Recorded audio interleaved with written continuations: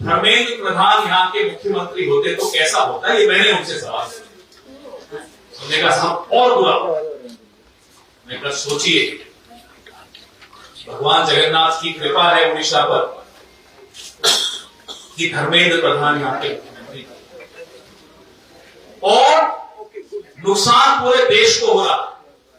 लाखों करोड़ों बच्चे धर्मेंद्र प्रधान की वजह से आज अंधकार में जी रहे हैं, चिंता में जी रहे हैं। और धर्मेंद्र प्रधान जी बहुत आलीशान बंगला आपने देखा दिल्ली में उनका, देखा आप उसमें बैठकर नरेंद्र मोदी जी की योगा करते हुए की रील फेसबुक पे डालते हैं, ट्विटर पे। ये काम है क्या? ये काम है शिक्षा मंत्री का। 10 साल में 90 पेपर लीक्स हुए हैं। 6 से 7 करोड़ बच्चों का भविष्य अंधेरे में डाल दिया 10 साल में 90 पेपर। और बीच में साल में 1-2 बार प्रधानमंत्री जी आते हैं टीवी पर, कहते हैं परीक्षा पे चर्चा, बच्चों को सलाह देंगे साहब परीक्षा कैसे देनी चाहिए। साल में 2-3 बार धर्मेंद्र प्रधान को ही बुला लो, उन्हें भी बता दो, ज्ञान दे दो कि परीक्षा लेनी कैसे चाहिए। परीक्षा लेनी नहीं आती, परीक्षा देना सिखा रहा है वो कौन? जिसकी अपनी डिग्री पे हम सबको सवाल या निशान हमने उठाए हुए हैं, तो शक है उनकी डिग्री है भी सही या नहीं, वो बताते हैं कि परीक्षा देनी कैसे। शिक्षा मंत्री एनटीए के पीछे छिप जाए। साहब एनटीए जाने मेरी गलती नहीं, मैं नहीं माखन खाए। एनटीए कहेगा सीबीआई की जांच हुई, सीबीआई ईडी ये तो टूल किट का हिस्सा है बीजेपी, ये तो बी टीम है बीजेपी, इन पर कौन भरोसा करता है?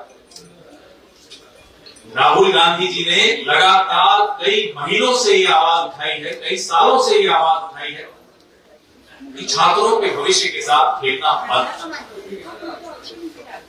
एक परंपरा बन गई, नीट चीट रिपीट। आपके लिए तो बहुत आसान है साहब, 22 लाख 23 लाख बच्चों का आप कहते हैं कि रिपीट एग्जाम दो। उनके परिवारों पर क्या गुजर रही है इसके बारे में किसको चिंता है? धर्मेंद्र प्रधान तो है रील, सब रील मंत्री बने, पूरा कैबिनेट रील कैबिनेट, इसको चिंता। ये एक ऐसा मुद्दा है कि कौन किस पार्टी का है ये मायने नहीं रखता, सबको बाहर आना चाहिए, क्योंकि पूरी की पूरी पीढ़ी का भविष्य बर्बाद हो। इन्हें क्या चाहिए? इन्हें चाहिए कि आने वाली पीढ़ी अनपढ़ रहे, बेरोजगार रहे। क्यों? क्योंकि इनका एजेंडा को ऐसी ही पीढ़ी चाहिए जो हमारे त्योहारों में नफरत फैला, मस्जिदों के सामने डीजे लगा के नाचे। इस तरह की पीढ़ी हमें नहीं चाहिए, इस देश को नहीं चाहिए। पढ़े लिखे लोग बेरोजगार घूमे, ये इनकी मंशा है। मैं आपको बता चुके हैं हमारे कोको पाड़ी जी कि आगे वाला प्रोग्राम क्या है, लेकिन जो कोटा में, मैं कोटा गया जब राहुल जी ने छात्रों की गूंज प्रोग्राम लॉन्च किया, जो रिस्पांस वहां मिला, जो जोश नौजवानों में है, जो गुस्सा नौजवानों में है, इस गुस्से को अगर सही दिशा नहीं मिली तो ये गुस्सा देश के लिए बहुत आएगा। सरकार आज नहीं जाग पा रही, सरकार को समझ नहीं आ रहा क्या होगा, लेकिन हम और आप देख पा रहे हैं आने वाले 2 साल में, 1 साल में क्या होने वाला। इसीलिए चिंता है, इसीलिए आज 28 शहरों में कांग्रेस पार्टी के कई नेता ठीक 12 बजे सब जगह जाकर अपनी ये बात रख रहे हैं। हमारी 3 मांगे हम दोहरा रहे हैं। धर्मेंद्र प्रधान का इस्तीफा होना चाहिए, बहुत जरूरी है, तुरंत होना चाहिए। इस सरकार में इस्तीफे होते नहीं है, उल्टा और इनाम मिलता है, लेकिन धर्मेंद्र प्रधान का इस्तीफा होना बहुत आवश्यक है, क्योंकि उस व्यक्ति के हाथ पाप हुआ है, अपराध नहीं हुआ है। It's not a crime, it's a sin, ये पाप है।